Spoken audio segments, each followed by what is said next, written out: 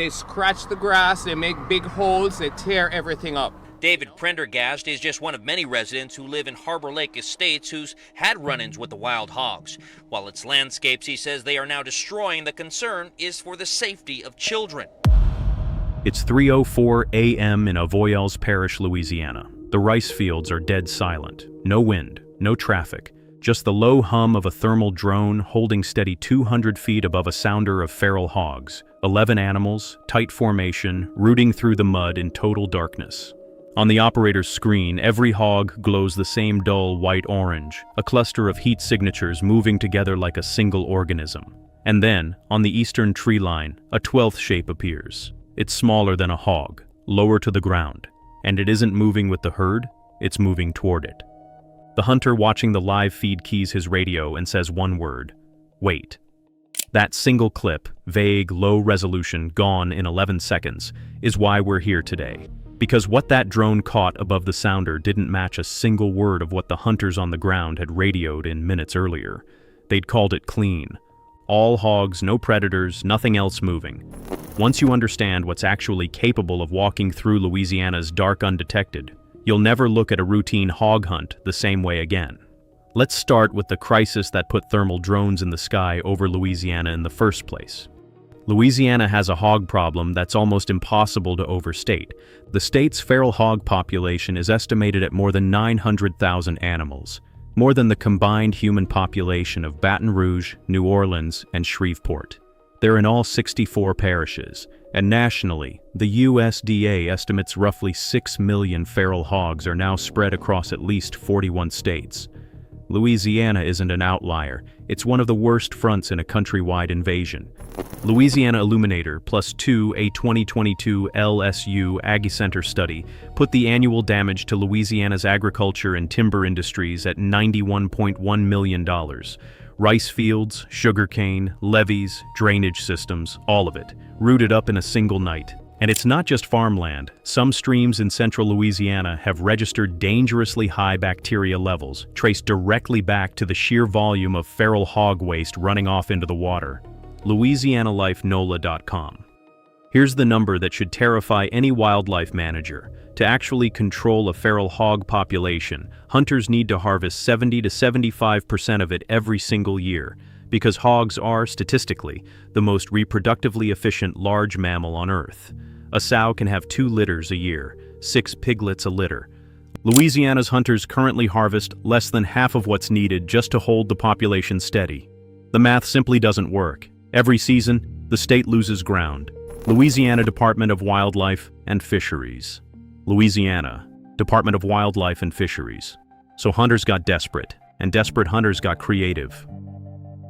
That's the bold idea nobody in traditional wildlife management wanted to hear 5 years ago. Hunt hogs the way the military hunts insurgents, at night, from the air, with thermal optics that turn a pitch-black rice field into a glowing map of every living heartbeat on the ground.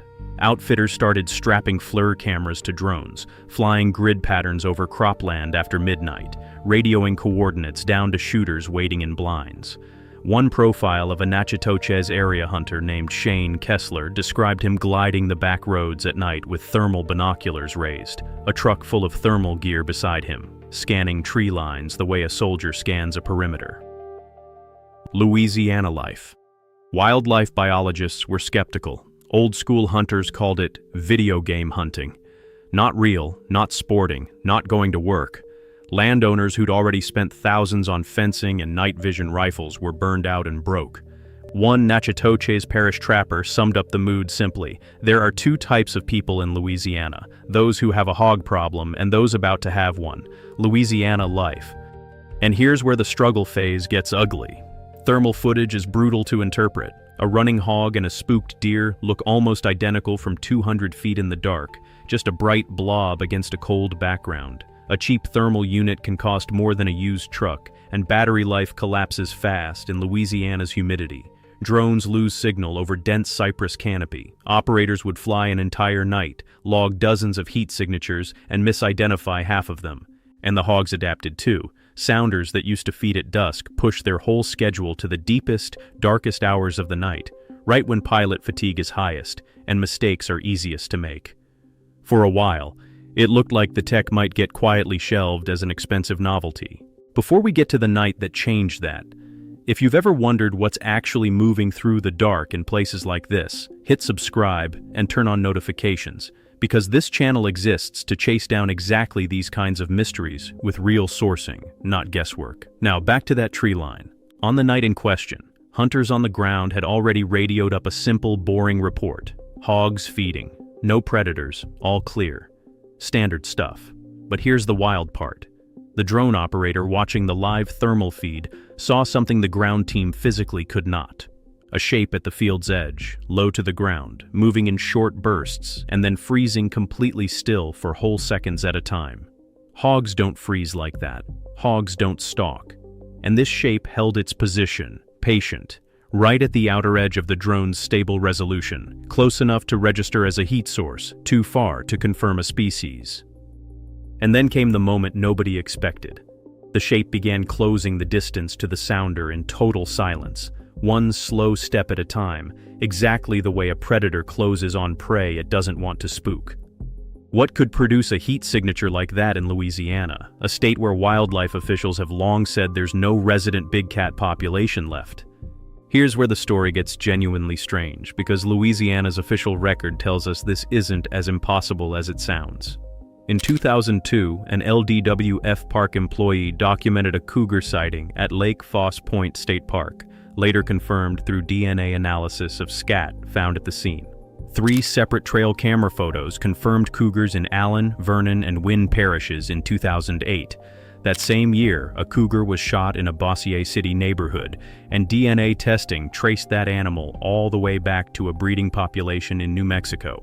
More confirmed sightings followed in 2011 and again in 2016 in Morehouse Parish. KPLC 7 News, +3. Louisiana wildlife officials are clear that these aren't a resident breeding population.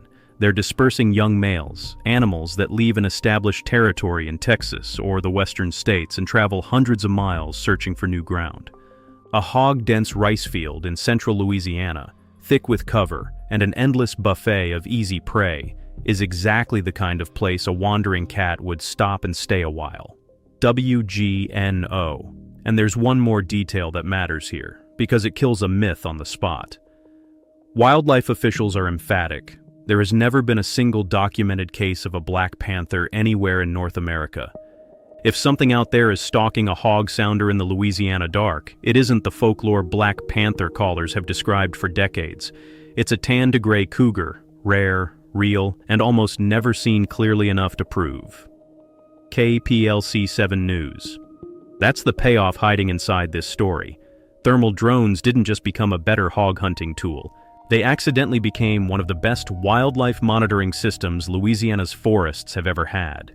Every flight log's heat signatures no trail camera would ever catch.